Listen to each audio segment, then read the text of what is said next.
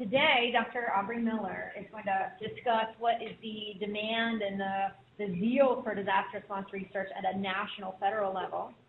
Dr. Miller has experience with working in the FDA, with the EPA, with NIOSH, and it is just a pleasure to have him. Dr. Miller, thank you for coming. Thank you, Erin, and thank you for having me. So all of this stuff we host up with our partners at the National Library of Medicine. The tools, the research protocols, training exercises, networks, collaboration, news events, funding opportunities. We try to bring it together, and we're trying to make an effort to create some coordination and availability of this for not just us, but also partners, because NLM, that's what they do for a living. They're the information folks. And as you may know, probably everybody uses PubMed. They also have a Pub Central. They're also hosting the other agencies' information from all HHS agencies, NASA, and SDPA, and Department of Homeland Security as well. They stand up what's called the Disaster Literature Database, which is all this gray literature, not just the published medicine, published journals of reports and things that are not easy to get a hold of. So they have all the gray literature in Disaster Lit Database. And when something happens, they'll stand up a website for that. So they sort of went up for hurricanes. And then they also initiate what's called free access. So when something comes up like Ebola, everything that's related to it is now free. You can get into all those journals and stand that up. And as I mentioned, they're doing this thing, which is really cool, called Common Data Elements. It's about data management systems, so we can talk about that later. So our vision is kind of along this, and we really are thinking and trying to figure out how do we empower research broadly, not just environmental health, but all these different kind of tools, whether you're consent forms or surveys or environmental sampling and communication. And really this resides across the country, the wealth of expertise to add and create something that we can do and build protocols and do things and empower population studies, not just for disasters. It'll be great for disasters, but it'll be great in terms of anything.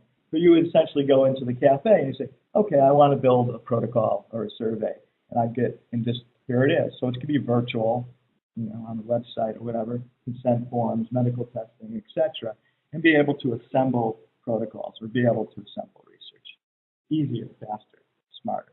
So here's some examples of applied research domain.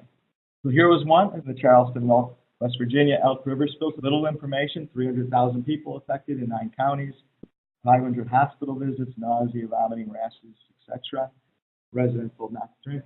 So one thing we did do, and so you guys thinking about other forms of bringing it in terms of research, not just population studies, working with ATSDR, we did rapid toxicology testing. And it wasn't rapid in terms of instantaneous, but it was helpful in the ways that we can start to think about bringing other scientific disciplines to the table and let them participate in providing research. There was very little information. The only way you're going to understand this exposure and the potential risk is through some rapid toxicology. And we apply new approaches to assess exposure. Traditional methods, questionnaires, environmental monitoring, medical tests. How about exposomic approaches? Thinking about ways of getting into to use untargeted analysis or semi-targeted analysis. We can do things now with 20,000 different exposures, chemical metabolites. Really cool stuff for the cutting edge, and especially with the environmental assessment tools that we now have. So one thing we did, talk a little about the training and education. So in terms of thinking about the people that are going to collect your information, that are going to respond, what do they need to know? There's a couple things, and one I think we were talking earlier about ICS, right? So what is the lay of the land look like? That's kind of the incident command structure. I started out with that first slide about what's the emergency system look like? What do we understand about it? Well, folks need to understand something about that. You're going to integrate with it. You're going to participate in it. You should understand something about it. But you got to allow them to figure out what do you need to know and how do you play? How do we create a platform for you functionally participate and to contribute your skills and expertise? So that's one. It's also training people to use these instruments and tools, whether it's NIEHS, ERMS, or our thing. How do we get that out there and people know about the website and know to do this kind of stuff? How do we train them, allow them to do it faster, smarter? And then how do we make sure they're safe? what kinds of information can we contribute? We rely on OSHA and NIH and other folks, and the folks that are collecting information in the field, hopefully EPA and others that are giving us some data, to actually translate that into worker protection and smart things. And it's not just the workers, it's a whole range of people. As we know from these floods, you have groups of people out there that are day laborers and faith-based organizations and kids and others that are doing stuff that need to be addressed.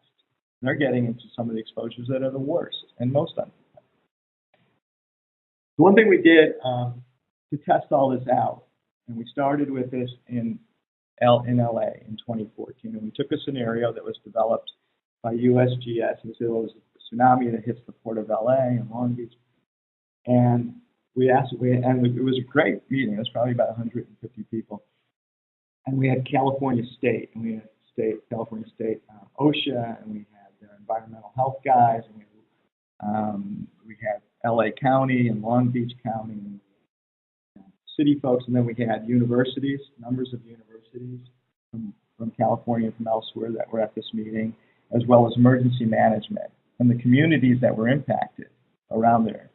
And we had a great discussion, and we basically said, this is not about the acute response. This is about understanding the health impacts to these people that live here, that are now going to be affected, and the workers, and the responders, and how would you get that information? It was really an interesting moment because we didn't know if everything we were kind of producing was actually going to be useful. Would people actually buy into this? It's a good thing.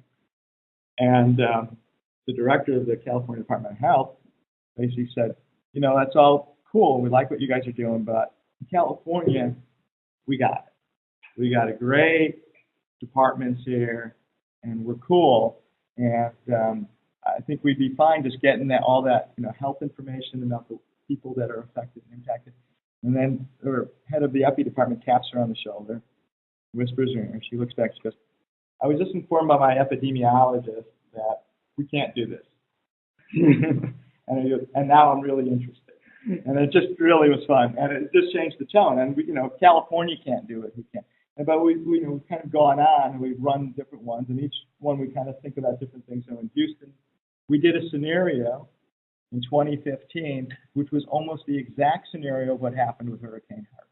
Almost exactly the same thing. And it was about a hurricane and water coming up the Houston Ship Channel, and flooding, and the whole thing.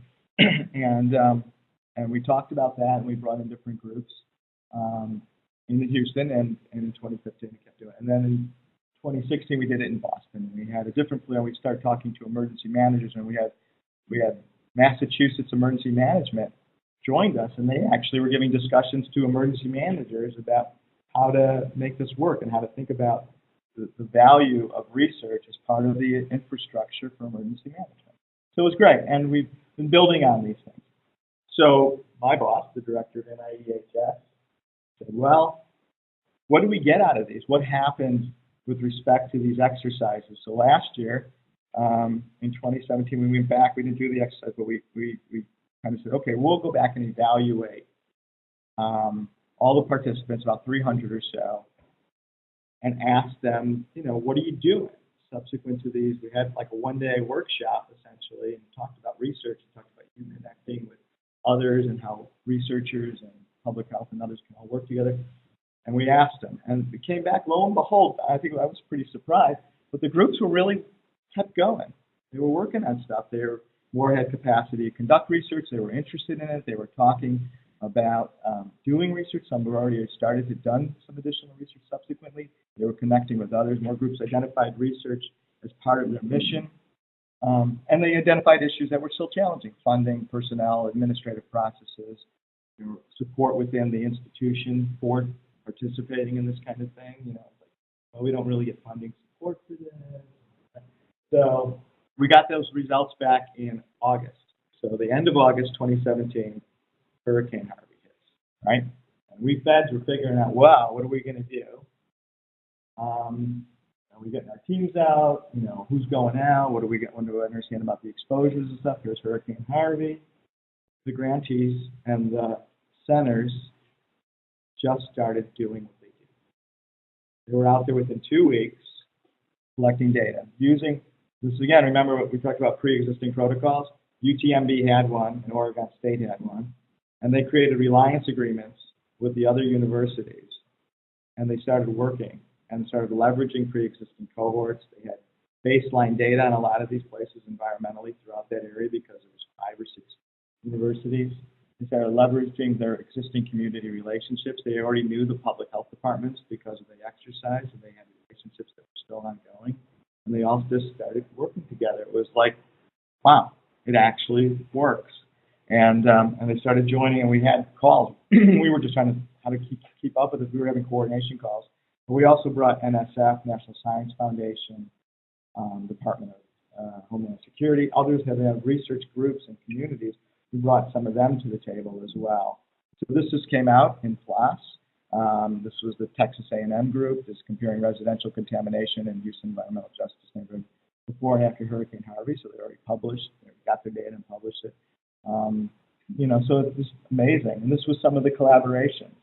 You could see Texas A&M, Oregon, even Oregon State came out, and actually Oregon State's been working on sampling tools. So they're really cool with that, putting on personal samplers, little wristbands. They flew out there and put them on the cohort of people that they were going to go back in and do surveys on. It was a community group that they had already surveyed about a year earlier, so they went back to them and were able to get baseline and post-incident exposures and information. Rice, University of Texas, Baylor, North Carolina, Mount Sinai joined in for mental health related stuff. Lots of really cool groups from, look at the different kinds of things that they were doing. You know, testing the flood waters, microbial contamination, chemicals and heavy metals, testing the sediments and soils, and looking at the health impacts and the wristband samplers. So we fund centers all across the country, about 60, and different groups that are now working on building some of this. Some groups are working on trying to say, well, who's the research community? Who should we be connecting with? How do we get them connected with emergency management and community members? UTMB now has a disaster research program. So how do we build a network across the country with others and with other groups? We had a great meeting last Friday. Beth was on the phone for it with other federal agencies thinking about our partners and how we make it work better together. We now have a partnership with Japan and Health Canada. This was a Japan Fukushima incident, which got them really interested, as you can imagine. Not only do they have the issues related to the acute effects of the tsunami and the earthquake. So we're working on this at an international level. So our vision kind of going forward is not a federal framework, it's a national framework, something that allows everyone to contribute. Our whole paradigm has to be decentralized in a way that we can engage together to get the information we need to make informed